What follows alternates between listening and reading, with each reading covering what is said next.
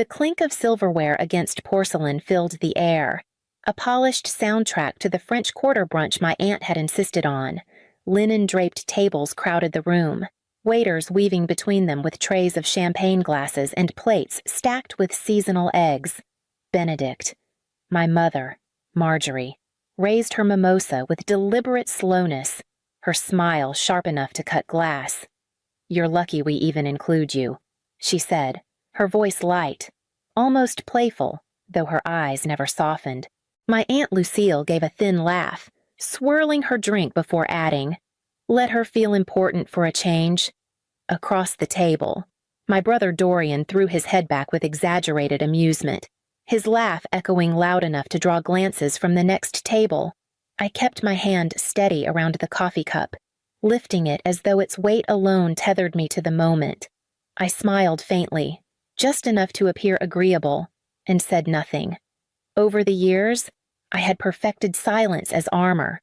To react was to be accused of being too sensitive.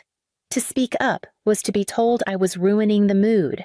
The game was always the same sharp words from my mother, mockery from Dorian, Lucille watching like an audience member enjoying the show, and me, the quiet one, the dependable one, the one who existed in their eyes only when bills needed paying, tickets needed booking, or accounts needed fixing. I could almost hear the unspoken script, "Rachel will handle it. Rachel has it covered." Only my name wasn't Rachel. It was Callista. And yet even that identity felt borrowed, erased under the weight of their convenience. I sipped the lukewarm coffee, keeping my expression neutral, but something inside me shifted.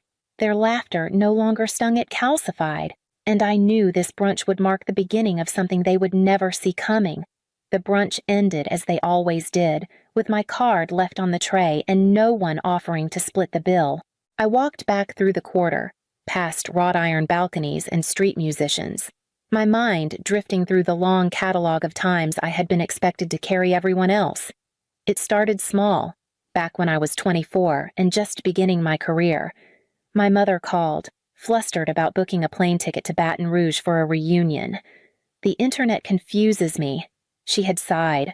I had typed in her information, purchased the ticket with my own card, and promised myself she'd reimburse me. She never did. The next year, it became 2 tickets. By the third, she didn't even pretend anymore. Lucille was subtler, presenting her requests like favors I should feel honored to provide. "You're closer to the hotel websites, dear," she'd say.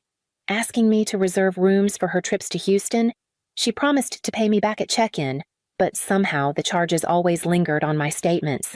I told myself it was easier not to argue. Then there was Dorian. His requests were louder, wrapped in urgency. One spring, he called asking to use my credit card for an anniversary trip. "I'll pay you back as soon as my bonus comes in," he insisted. The bonus never arrived. The balance stayed. He repeated the pattern enough times that I stopped expecting repayment. I became, in his words, the reliable one. Ironically, my job as a forensic accountant demanded precision, the ability to untangle other people's financial messes with patience and logic. I could trace fraud buried under layers of invoices, reconstruct hidden transactions from scraps of data. Yet when it came to my own family, I let chaos spill unchecked into my life, convincing myself that carrying their burdens would make me indispensable. But that brunch shifted something. For the first time, I began to see reliability not as a strength, but as the chain that kept me bound. And the weight of it was no longer something I wanted to bear as I thought of the lake house that symbolized everything unspoken between us. Whenever my family spoke of the cabin, they called it our house, as though the word itself wrapped us in some shared legacy. In truth, there was nothing collective about it. The deed bore one name mine, and it had since the summer of 2009, the year my father nearly lost it to foreclosure. His credit was wrecked from years of unpaid loans, and no one else in the family qualified to step in. I was 21, fresh out of school, with the only clean record. I signed the papers to keep the cabin standing. My father shook my hand and muttered a distracted good, as though I'd simply taken out the trash. Since then, every expense, property taxes, storm repairs, winter heating, even the insurance premiums had flowed out of my account like a second rent.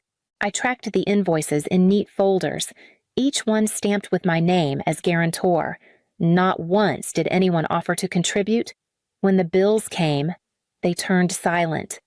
But when summer arrived, they descended on Caddo Lake like it was a public resort. I remember walking in after one of their weekend's beer bottles scattered on the deck. The refrigerator emptied, the air conditioning humming at full blast, even though no one was there. Once, Dorian gave the keys to friends without telling me, leaving strangers to sprawl across the living room I had just paid to furnish. When I objected, he brushed it off. It's family property. Callista. Don't be so uptight. And yet, for years, I swallowed it. I convinced myself that maintaining the cabin was proof of my place in the family, that if I kept shouldering the responsibility, they would one day see me differently. But all I ever became was the quiet caretaker of something they felt entitled to claim. As I thought back on it, the brunch words still stung. Lucky we include you. I began to realize the cabin wasn't a tie binding us together. It was the clearest evidence of how invisible I had always been, and that truth was already hardening into resolve as the memory of their laughter replayed in my mind. When I returned to the table after a trip to the restroom, the air was already humming with laughter. Dorian looked me up and down with a grin that was anything but kind. God, Callista, he said, loud enough for the server clearing plates to hear. You look like you crawled out of a church donation bin. Didn't realize beige was back in style. The table erupted. My aunt coughed into her napkin as if she were stifling laughter. My mother didn't even lift her eyes from her mimosa, though the curl of her mouth betrayed her amusement. It was all too familiar one line from Dorian, a chorus of silence from the rest, and me, the easy target who never fought back. In the past, I would have felt heat rising in my face, a pressure in my throat as I fought not to let them see me cry. I would have replayed the words for days, trying to convince myself they hadn't meant them the way they sounded. But this time was different. The sting never came. What settled instead was something colder, quieter, a clarity so sharp it sliced through every old excuse I had made for them. I lifted my coffee and took a measured sip, keeping my eyes on the window beyond them, where sunlight spilled across the cobblestone street. Let them laugh. Let them believe they'd landed another blow. They didn't know that I had stopped playing the role they'd written for me. In that moment, I understood the truth with a finality I had never let myself admit before. I wasn't part of this family, not in the way they pretended. I was a convenience, a bank account, a body to fill the empty seat. Nothing more. I set my cup down, steady, unflinching, and offered a faint smile as though I hadn't heard a word. Inside, though, the decision was already forming. I would no longer be the nameless chair at their table. That night, I would begin undoing the ties they assumed I'd hold forever. By the time I made it back to Houston that evening, the sun had already sunk behind the skyline. I drove in silence. No music, no radio chatter, just the low hum of the tires against asphalt. My apartment was as orderly as always, everything in its place. Yet the moment I stepped inside, it felt different, emptier, like a waiting room for a decision I had already made. I set my bag down, filled the kettle, and brewed a cup of peppermint tea.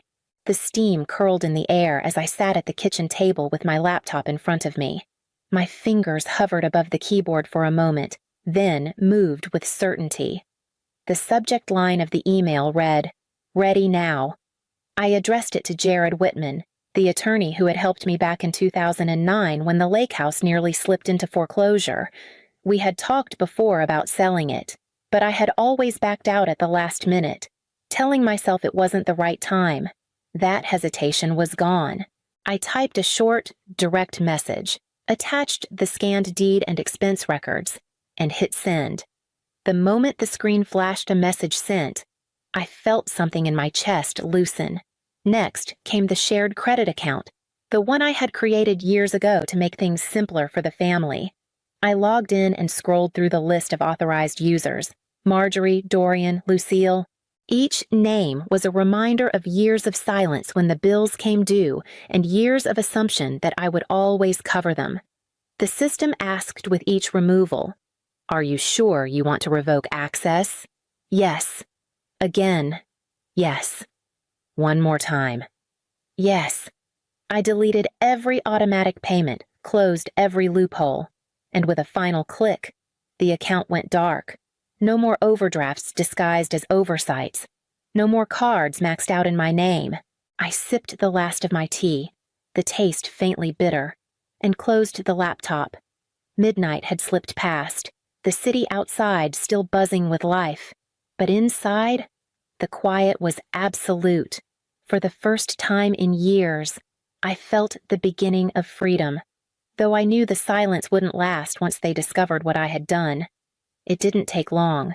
3 days after I shut everything down, the first text arrived from Dorian. "Why isn't my card working?" 10 minutes later, I'm in Vegas. "Don't tell me you shut it down." The calls came in waves after that, ringing until my phone buzzed warm in my hand. I turned it face down on the table and let the screen go dark. By the afternoon, my mother chimed in with her usual blend of entitlement and panic. The power at my place got shut off. "Something must be wrong with the payment system. Can you take a look for me?" A string of messages followed, each more frantic than the last. I didn't answer. For years, I had been their fix-it person, the one they called when the lights went out. The flights needed booking, or a bill had slipped past its due date. But this time, the silence stretched, heavy and deliberate. By the weekend, Lucille sent a photo of the cabin porch, weeds growing wild, grass knee-high, the porch light dark. "What's going on?" "Callista," she wrote. My father, silent for years on financial matters, suddenly appeared in the group chat, asking why the insurance had lapsed and why the cabin had been flagged as high risk. I read every word, every accusation, every thinly veiled guilt trip. Then I muted the thread and set my phone aside. There was nothing left to say. They weren't shocked because they missed me. They were shocked because their safety net had vanished. The quiet inside my apartment deepened. Not peaceful exactly, but firm. For the first time, my silence wasn't avoidance, it was a choice. Each unanswered call, each ignored message, became its own reply, louder than any defense I could have offered. 2 weeks after the first message, their outrage blurred into background noise. A dull hum I no longer felt compelled to acknowledge. And as the weight of their dependence slid off my shoulders, I began to picture the next step returning to the cabin not as its caretaker, but to close the door on it for good. The drive to Caddo Lake was one I could trace in my sleep. Every bend in the road, every stretch of pine and cypress felt etched into my memory. But this time, there was no anticipation of a family gathering waiting on the other end. I was going alone, and for the first time, it felt right. The cabin stood the same as it always had: wooden porch, peeling paint, a swing that creaked in the breeze, yet the silence around it was heavier, almost expectant. I stepped inside, flicking the switch out of habit. The bulb above the kitchen table flickered once before humming to life, though I knew soon even that would go dark. I walked slowly through each room, fingertips brushing the edges of tables I had refinished, walls I had painted, fixtures I had replaced when no one else lifted a hand. On the far wall, the gallery of family photographs remained my parents in younger days. Dorian and me as children, group shots taken on long-forgotten summers. I stood there for a long moment before reaching up and lifting them down one by one. Not rushed, not angry, just deliberate. I placed each frame into a wooden box I had brought with me, sealing the lid and writing across it in black marker family, what it used to be, not to erase the past, but to put it away where it could no longer weigh me down. That afternoon, I sat at the old desk near the window, where sunlight filtered through moss-draped trees, and opened my laptop. I pulled up Jared's email and typed 2 words. "Go ahead." Attached were every document he needed to put the house on the market. When I pressed send, the air in the cabin felt different, as if the place itself understood its time had ended. I stood, gathered the box under my arm, and walked out without looking back, already knowing the next knock on my door would not be from silence, but confrontation. 2 evenings after my visit to the lake, there was a knock at my apartment door. At first, I thought it might be a neighbor, but the second knock was sharper, impatient. I peered through the peephole and saw Dorian, his hoodie pulled up, hair unkempt, a paper bag clutched in his hand. He looked nothing like the polished man he paraded online. I opened the door just wide enough to face him. "You didn't have to do this," he started, voice low but charged. "You've torn the whole family apart. Do you have any idea how selfish this looks? I didn't move from the threshold? Siblings don't treat each other like ATMs," I said, my tone steady. "And families don't call someone selfish the moment she says no." His eyes flickered, searching for the sister who would fold, who would apologize to keep the peace. She wasn't there. After a few seconds of silence, I pushed the door closed. His footsteps faded down the hall, leaving only the quiet hum of the building behind. Days passed without contact, until another knock sounded on a Saturday morning. When I opened the door, it was Adrienne, Dorian's girlfriend. Her eyes were red, her voice uneven. She stepped inside and held out a folder bound with a rubber band. "I found these in his desk drawer," she said. "The deed, the tax receipts, the insurance, all in your name. He told me it was his, that he paid for everything." I believed him. I flipped through the pages and saw the proof of what I had always known. She swallowed hard. I left him. "I can't stay with someone who builds lies this deep. I just wanted you to know the truth was never hidden. It was buried." She stood to leave, pausing at the door. "You're not invisible, Callista. Don't ever let him convince you otherwise." When the door shut behind her, the silence that lingered wasn't heavy this time. It was confirmation. And with it, I knew the last tie to the house and to them was already breaking. The sale closed more quickly than I expected. Jared sent the confirmation email on a Tuesday morning, a single line stating the funds had cleared and the deed was officially transferred. I read it twice, then leaned back in my chair, letting the reality settle. The cabin was no longer mine to carry. That afternoon, I opened my banking app and transferred $20,000 into my parents' joint account. It wasn't necessary. The documents proved every payment had been mine alone, but I wanted the record to be clean. I wanted no one to say I owed them anything. The money wasn't a gift. It was a seal. Proof that every tie between us had been balanced and closed. Within weeks, I left Houston behind. I bought a small house tucked in the hills north of Austin, just outside of Marble Falls. The property wasn't large, but it had wide windows that welcomed sunlight, a quiet porch that looked out on oaks and limestone ridges, and enough space for me to breathe without feeling watched. Unpacking was slow, deliberate. Each box I opened, each item I placed on a shelf felt like claiming a life I hadn't been allowed to live.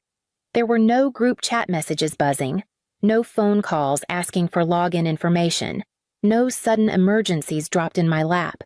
Only stillness and the sound of my own rhythm filling the rooms. At night, I sat on the back porch and listened to the cicadas rise in chorus, their steady hum carrying through the trees. I felt no guilt, no shame, only a strange lightness that came from knowing I had cut the last thread. And yet, as the silence deepened, I began to wonder what would remain when all the noise was gone. The months passed quietly, each one slipping by with a gentleness I had never known before. The family group chat, once constant with demands and guilt-laced reminders, had gone still. No questions about bills, no requests for passwords, no perfunctory holiday invitations, just silence. The only one who crossed that silence was Ezra, my cousin, 16, lanky, still growing into himself, but steady in ways the adults in our family never managed to be. He'd ride his bike out to my house on weekends, sometimes with a bag of burgers, sometimes with nothing but his company. We didn't need to talk much. His presence was its own reassurance that not everyone in my bloodline had learned to take. One afternoon, I found a postcard slipped under my front door. The picture showed a lake at sunset, purple and orange light spreading across still water that looked too much like Caddo. On the back, written in careful handwriting, were 8 words. "We should have done better. You deserved better. No signature. No clue."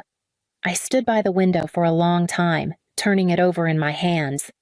It didn't matter who had written it, my mother, my brother, or maybe someone who had simply watched from the sidelines. It wasn't forgiveness. It wasn't reconciliation. But it was an acknowledgement, however small, that the truth had been seen. I didn't place the card on the mantel or pin it to the wall. Instead, I tucked it into a drawer with other keepsakes, reminders of lives I had outgrown. I didn't need it to move forward. My freedom had already arrived, not loud or dramatic, but in the steady quiet of days I could finally claim as mine. And in that silence, I chose myself.